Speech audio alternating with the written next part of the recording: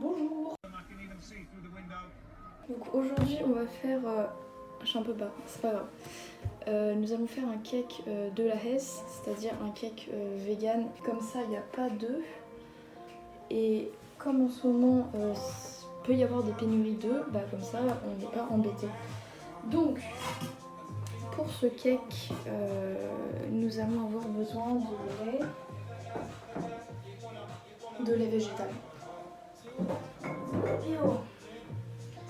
Tac, donc lait d'amande.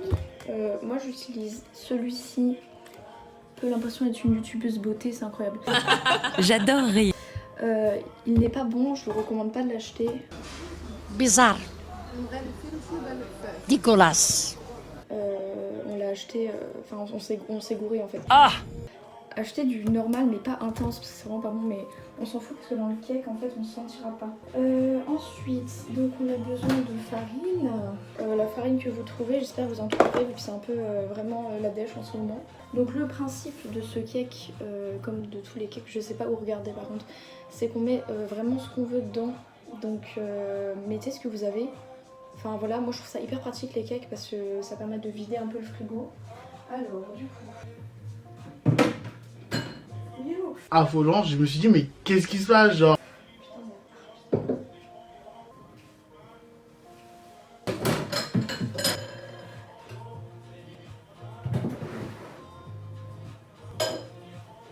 Voilà.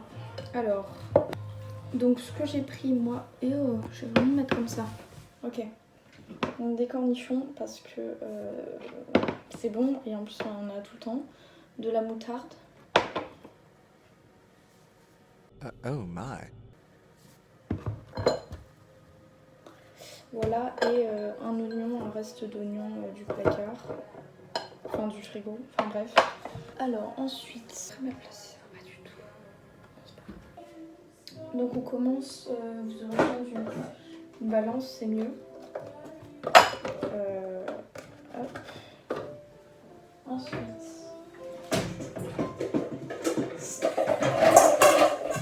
Ok, tout va bien. Un saladier. Donc on va peser la farine, c'est 250 grammes. Le plan est vraiment nul. Je vais peut-être le mettre comme ça. Ça va pas du tout. Non, ça va pas. Hein. Ok, alors je sais pas comment ça tient, mais c'est pas grave. Donc, on pèse 250 grammes de farine. Ok. Step 2, on ouvre ça. Donc c'est important de bien le secouer. Bon après, si vous en avez rien à faire, vous prenez du lait normal, ça marche aussi. Hein. Donc là c'est 150 ml. Ok, c'est pas... Ah, je suis trop conne. Bon, c'est pas que j'en ai marre, mais je suis un peu fatiguée.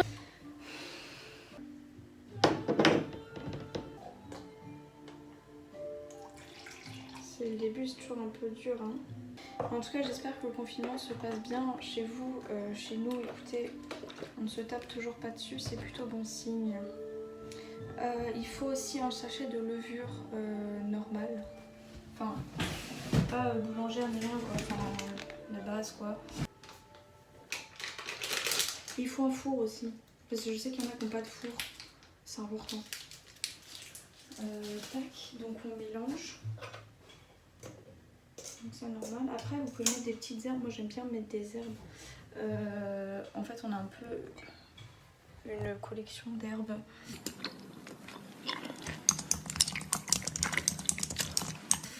Voilà, on s'est bien fait chier pendant le confinement à tout à noter. C'est très pratique. Ça met vraiment un peu de peps, comme diraient les gens dans Top Chef. Donc moi j'utilise ça. Enfin, c'est des herbes normales.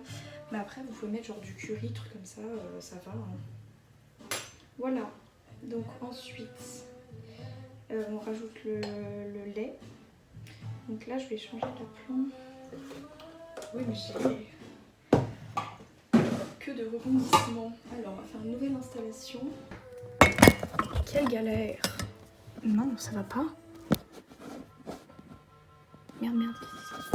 Ok, bon, on va faire genre on n'a pas entendu. Oh mon dieu, si ça tombe. Ok, on est bien.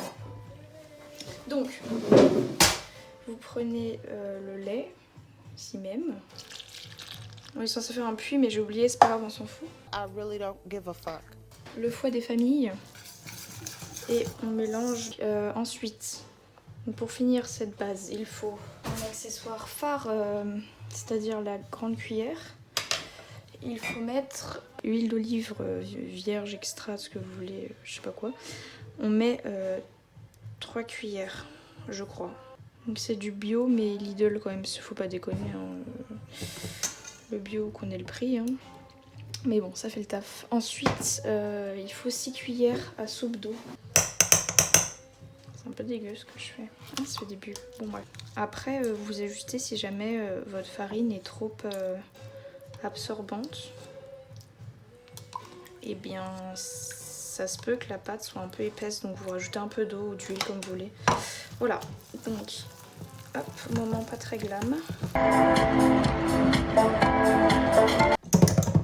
On va revenir en plan normal. Nous revoici ici. On va changer la musique parce que c'est pas très gai. You are gay. J'adore rire. Donc là, à ce stade, vous avez l'appareil. Mais ça c'est un peu chiant là, ça m'a toujours saoulé. Calm down. Ah, c'est une catastrophe. Ah, et surtout, lavez-vous les mains. C'est important. Surtout par les temps qui courent. Donc là, on a l'appareil.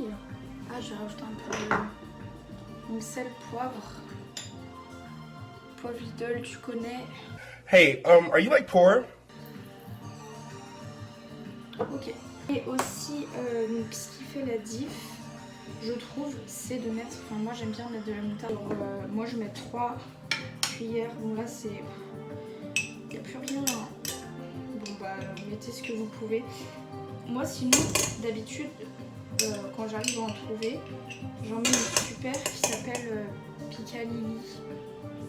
C'est un truc anglais. Oh wow. C'est très bon. Genre, il y a des petits pickles dedans et tout, c'est un petit peu acidulé.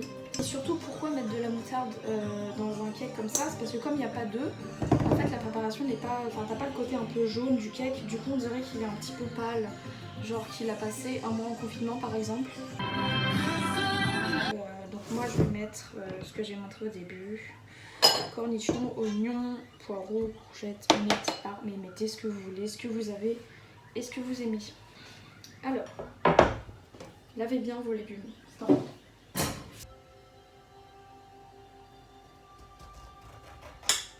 que vous voyez?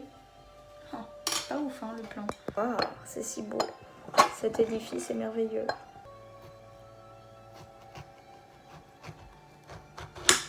Alors il y en a plein qui me regardent que ça impressionne pas, mais moi, ça m'impressionne plus. Non, je suis pas Philippe Etchebest. Hein.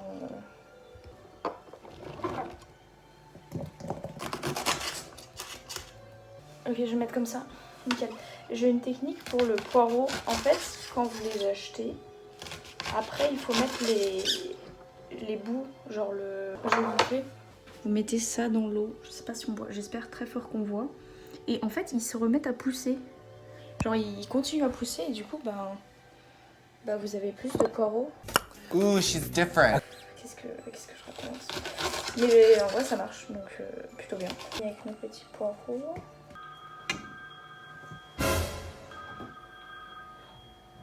De quoi tu parles? Je connais personne qui s'appelle Franck.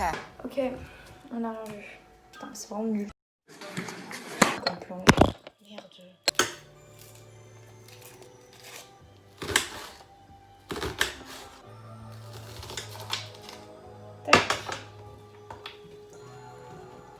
Ah oui, et vous pouvez déjà préchauffer le four à 180 degrés. Non, 200 degrés. Donc on finit par les cornichons. C'est pas bien, il faut qu'on voit les cornichons quand même. Ah là c'est bien, voilà. Toi tu restes. Voilà. Les autres ça dégage.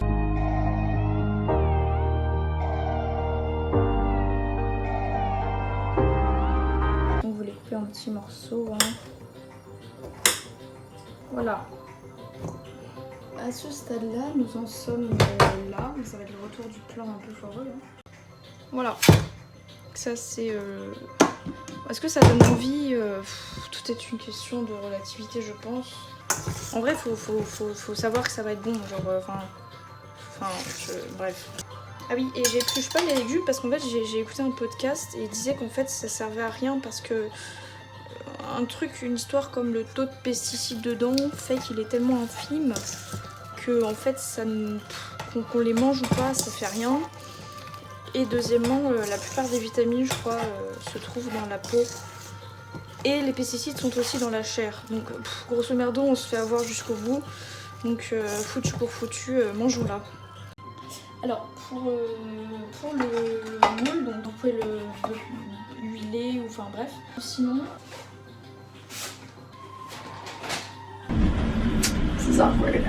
c'est une feuille, en fait, c'est du papier cuisson, mais en fait mêlé à de la cire d'abeille, je crois, un truc comme ça, qui fait qu'en fait on peut le réutiliser et c'est top parce que c'est économique et c'est écologique. Ok, donc en fait c'est un petit peu, comment dire, un petit peu compact. Hop. Donc ben c'est prêt, enfin c'est pareil pour l'enfournage. Donc après c'est 200 degrés pendant 35 minutes. Après c'est en fonction de si c'est cuit ou pas, voilà ça ressemble à ça.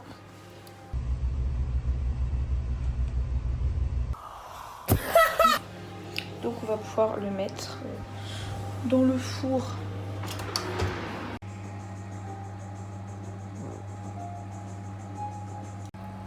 Voilà, donc là il est prêt normalement. Tin, tin, tin, tin.